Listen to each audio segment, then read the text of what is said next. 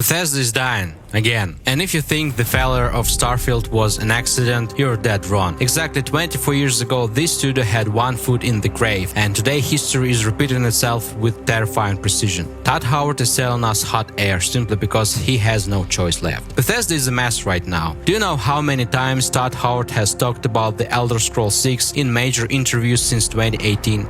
10 times, and 11 counting the recent note from Bethesda announcement. Who even needs the Elder Scrolls after all that? They're trying to sell nostalgia and trade wrapper for something that doesn't exist, feeding us empty promises. Bethesda isn't an RPG powerhouse anymore. They're corporate hostages creatively castrated by sterile oversight. Bethesda is a one-game studio, or rather a one-formula studio that powers all their games. But only one franchise gives them a sustainable niche, the Elder Scrolls. Despite early successful attempts at sports sims or action adventures based on famous IPs like Terminator, it was the Elder Scrolls that gave them the foundation and fan base to grow and keep making games. The Elder Scrolls was supposed to be their eternal engine. The first games, Arena and Daggerfall, were massive hits for the studio. Do you know what kind of sales they pulled off? Arena sold 19,000 copies in its first year. By 2000, Daggerfall hit 700,000 copies. By modern standards, that's nothing. Yet even some modern games struggle to hit numbers like that.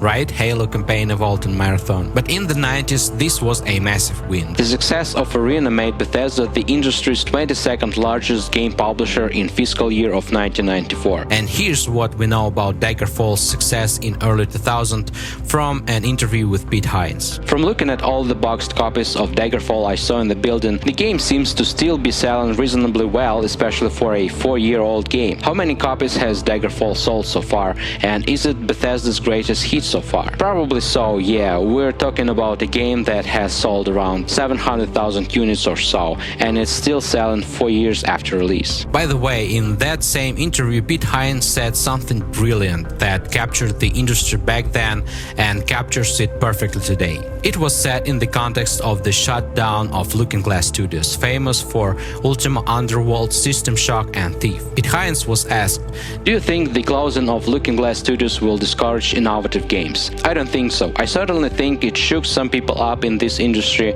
because maybe people felt that a company like Looking Glass would always be run simply because they make great games. It shows an ugly side of this industry in that it always comes back to the almighty dollar, regardless of how good you are. This quote aged like fine wine. It seamlessly reflects economic reality regardless of what was happening in 2000. These are just the rules, it's basic economics. Let's look at what happened after Arena and Daggerfall, Battlespire and Redguard. This chart from old gaming magazines showed their scores.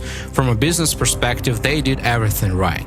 They wanted to expand their audience, so they made Battlespire, a project meant to be a cooperative dungeon crawler. Instead, it turned into a buggy, overly complex game that couldn't even function online because everyone in the 90s was running on garbage dial-up modems. Redguard was a different story. First, it had a massive barrier to entry because it required a 3D effects graphics card to run smoothly. Without it, the game was a slideshow. On top of that, it needed third-party software driving players away immediately. Redguard completely shattered the series DNA that Arena and Daggerfall built, making it a linear game alienated their core fans. And the final nail in the coffin was the timing. Redguard launched alongside Titan projects like Baldur's Gate, Tomb Raider 3, Half-Life, and Thief. The market was completely flooded with 3D action adventure games. Even Gaming Magazine previews back then asked, "In a sea of third-person adventure games, what's so special about Redguard?" They even called out Bethesda's buggy track record, noting that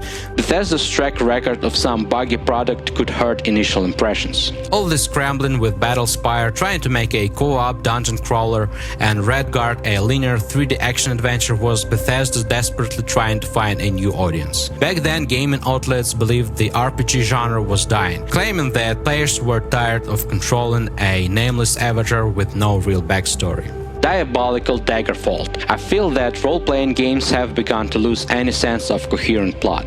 Daggerfall is one of the most notable examples. I applaud Bethesda for a noble attempt at open-endedness and freedom of movement that is unheard of in the genre. However, this game simply has no structure. You're given one lousy little cutscene in the beginning and that's it. Your character is an anonymous nobody with no history or background, save the few statistics and questions you answer in the character builder, which has far less real effect on the course of the game than all the commotion and excitement about it would lead us to believe. Daggerfall is not the only culprit. Diablo, for example, is a superb game. Unfortunately, its plot is non-existent. Again, your character is faceless, and without reading the manual, you wouldn't even know why you are in the first place. It's almost as if an interesting storyline has become irrelevant as long as there are enough monsters, treasure, and towns to visit. And here's what Christopher Weaver, founder of Bethesda, said at the time. Battlespire is a hybrid of RPG and action. It's got the hardcore elements that our fans expect, but it isn't the monolithic experience that Daggerfall was. A casual gamer would be intimidated and freaked out by Daggerfall. We do want to bring new people into the world of Tamriel because there's so much to experience in it, and Battlespire and Redguard will help ease this folks in. Even back in 1998, Christopher Weaver was reassuring fans that the classic Elder Scrolls experience would continue and that Morrowind was in development. And to answer those of you who are always asking how it's progressing, the next Tour de Force chapter in the classic series Morrowind is on track for late 1998 to break the barriers of role-playing yet again and reward the player with a vast world beyond imagination. Even back then, whenever Bethesda strayed away from their core formula into weird experiments, they used the exact same PR shield to calm down their fans. They needed to make sure people didn't panic that Bethesda was abandoning traditional game design. Daggerfall did fine, then we spread ourselves thin. We started doing a lot of games and they just weren't good enough. They weren't the kind of games we should have been making at the time. There were 6 of us at the time. The studio had gotten that small and I was in charge of Morrowind. But by that time, once you get to that point, there was this element of no fear. What's the worst that's gonna happen? We could go out of business. This is the game people want from us. This is the game we want to do.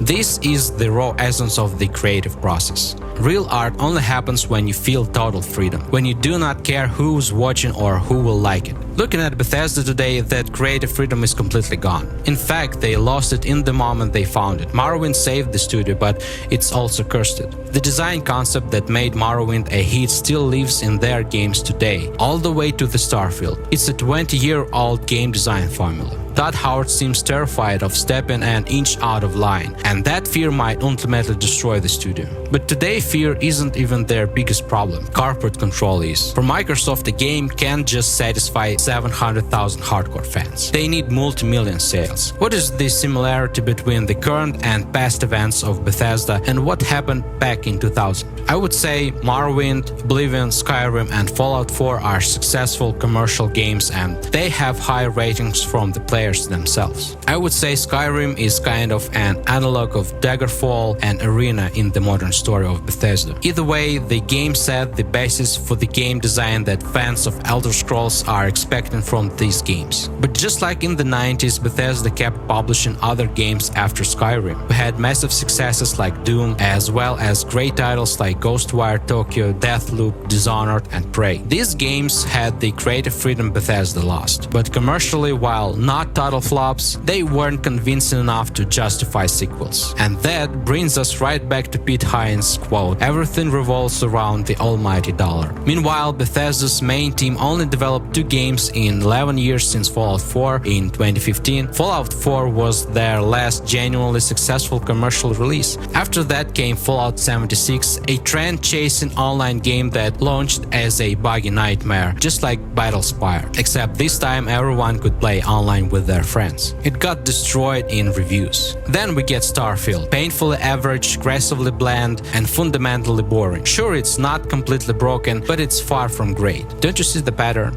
They are repeating the exact same 20-year-old cycle. They scattered their focus, chased online trends, tried new IPs, and completely forgot what fans actually want. And now the layoffs. Regardless of culture wars, these cuts look identical to 2000, when Todd said there were only 6 people left. Sure, they won't shrink to 6 people now. Their headcount is massive, but the studio is bleeding. They are forced into another do-or-die corner. You either release a massive hit or you get shut down. Now they actually have something to lose, and that's the terrifying difference. I want to believe these layoffs might streamline decision-making and communication, but I'm deeply terrified of what the Elder Scrolls 6 will actually be, despite Todd promising a classic Bethesda experience. When I read the Daggerfall retrospective on PC Gamer, there was such a phrase. And one more that no commercial RPG is ever likely to do again. Daggerfall especially was pretty filthy by modern standards. Not only leaving your character naked if they took off all their clothes instead of wearing underwear on their naughty beats, but sprinkling its world with naked priestesses, horny succubi, and more, regardless of whether you switch on the special child safety mode.